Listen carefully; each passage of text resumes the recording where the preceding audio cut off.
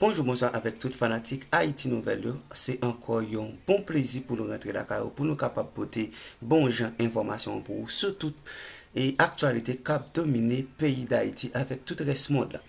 Eh bien, je dis à nous content pour nous rentrer la carrière, pour nous capables de informer. Mais avant d'entrer dans plus de détails, déjà nous disons grand merci avec ou même qui toujours accompagne nous. Chaque fois nous postons une vidéo, qui toujours commenter, like et puis partager. Nous déjà disons un grand merci.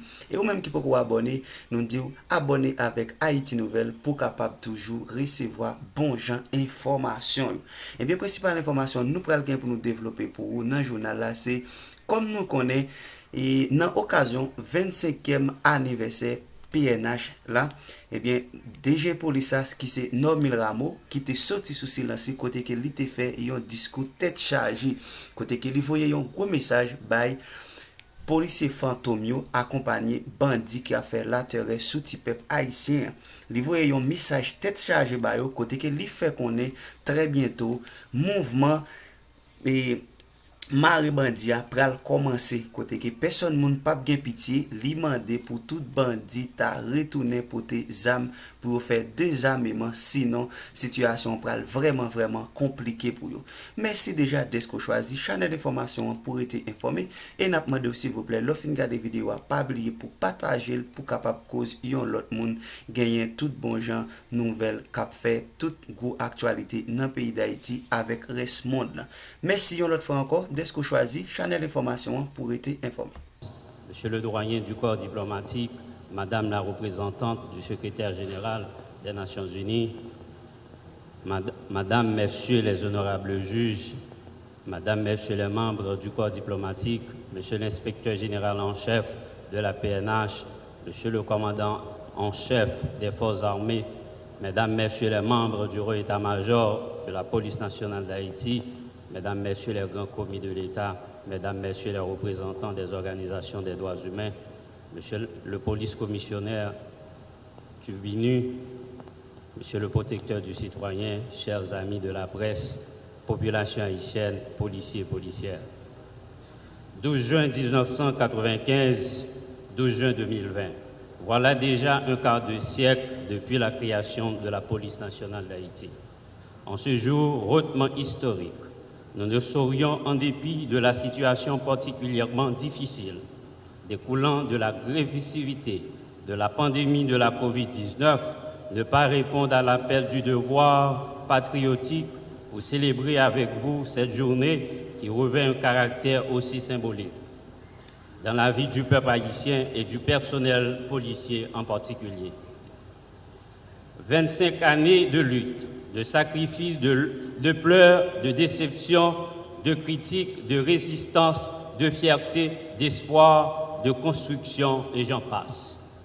L'histoire de l'humanité, mesdames, messieurs, ainsi que celle des institutions, est un cumul de cycles d'épreuves qui définit au bout du compte la qualité et la valeur de ceux et celles en situation d'action.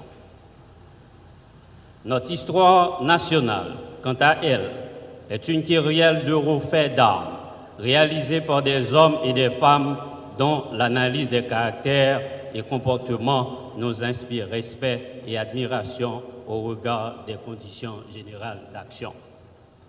Le regard tourné vers ce passé glorieux et héroïque nous convie, mesdames, messieurs, en tant qu'acteurs du présent, à questionner la justesse et l'exactitude de nos engagements actuels au regard de notre vaillante histoire de peuple.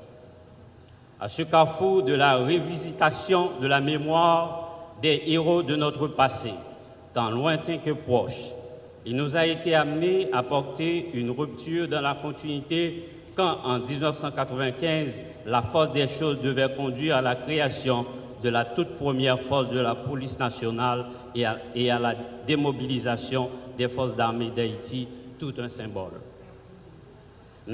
Haïti naquit sur fond de lutte émancipatrice, à haute dimension spirituelle, fondatrice même d'une nouvelle humanité, porteuse d'espérance et d'espoir pour les peuples opprimés.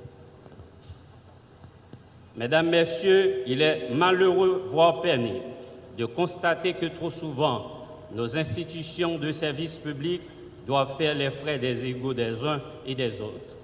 Elles sont prises en otage par des intérêts mesquins, partisans, claniques de lutte politique sans grandeur. Elles sont détournées de leur mission et objectifs et tiraillées, les membres incompris, écartelés en général, manipulés, divisés, en paient le prix fort de critiques infondées, sans rapport avec les causes et leurs faiblesses.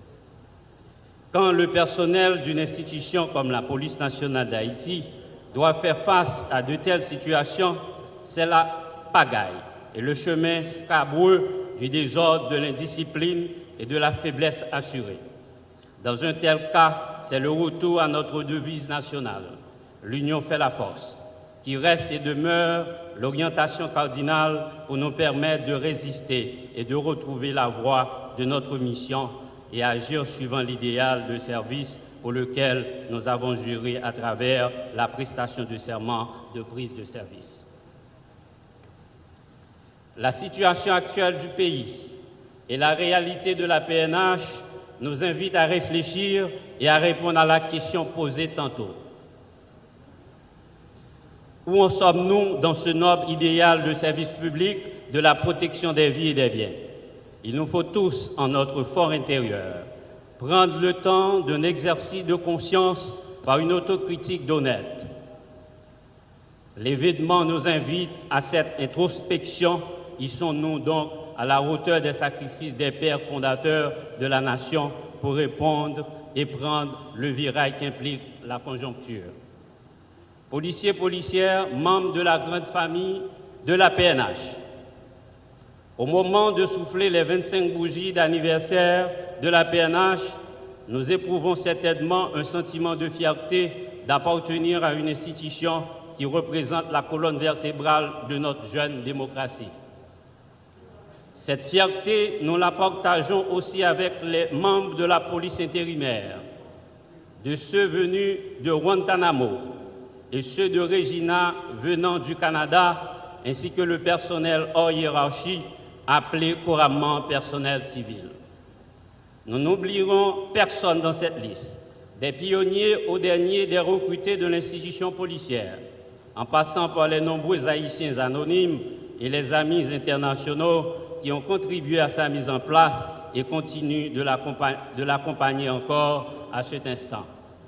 Qu'il me soit permis d'exprimer une pensée spéciale pour toutes les autorités de l'État, passées et présentes, qui ont travaillé au développement de la PNH. Frères et sœurs d'armes, l'heure est à la réflexion, aux résultats et à la sérénité pour pouvoir aborder les multiples problèmes auxquels fait face notre institution, au-delà des jeux d'intérêts qui peuvent faire osciller chacun d'un côté comme de l'autre. Nous ne devons jamais oublier que nous avons un héritage commun à sauvegarder. La Police nationale d'Haïti, une institution apolitique au service de la démocratie et du peuple. On est unanime à reconnaître que la crise qui secoue notre institution tourne autour de 4 grandes revendications, à savoir de meilleures conditions de travail qui impliquent des infrastructures appropriées, des équipements de protection et des moyens de déplacement adéquats.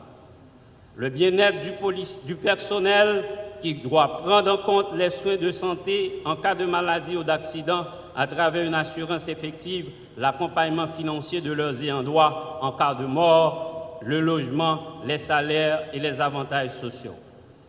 La professionnalisation des membres de la police à travers un programme de formation continue, tant en Haïti qu'à l'étranger, le vetting permanent pour protéger les membres de la PNH du venin et des tentacules de la corruption et de toutes les déviances. C'est pourquoi, pour répondre aux revendications, a été mis sur pied le service du bien-être de la police nationale d'Haïti. Policiers, policières, au regard du symbole, Haïti est bien plus grand que sa superficie. Il est venu le temps de nous réapproprier de notre histoire profonde pour faire face aux défis de l'heure. Nous devons être capables de penser résolument à une force de police à la hauteur des espérances de la population qui a accueilli la PNH avec une euphorie sans pareille le 12 juin 1995.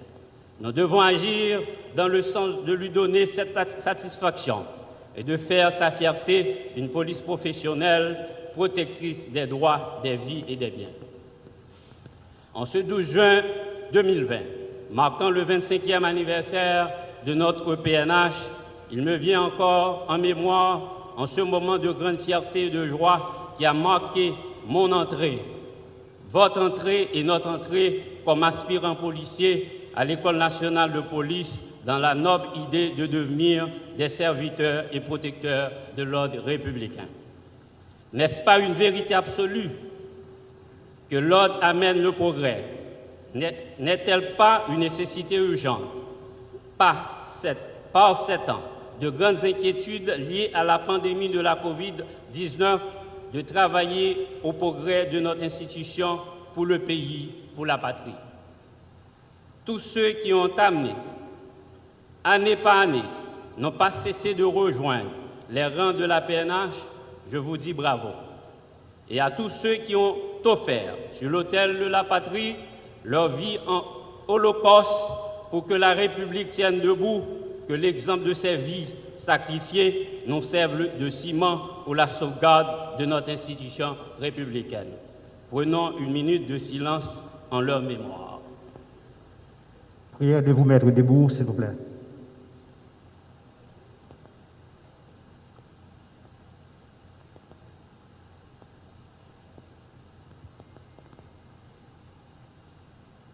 Asseyez-vous. Merci. C'est aussi l'occasion de rappeler ici que la PNH n'appartient pas aux policiers et aux policières. Elle se veut l'aboutissement d'un rêve de liberté, de démocratie d'une population assoiffée de justice et d'état de droit. Les policiers et policières sont des serviteurs, faut-il bien le retenir. Bien commun, une institution républicaine, elle va au-delà de la personne d'un directeur général donné, voire de son personnel. Le personnel passe, la PNH traverse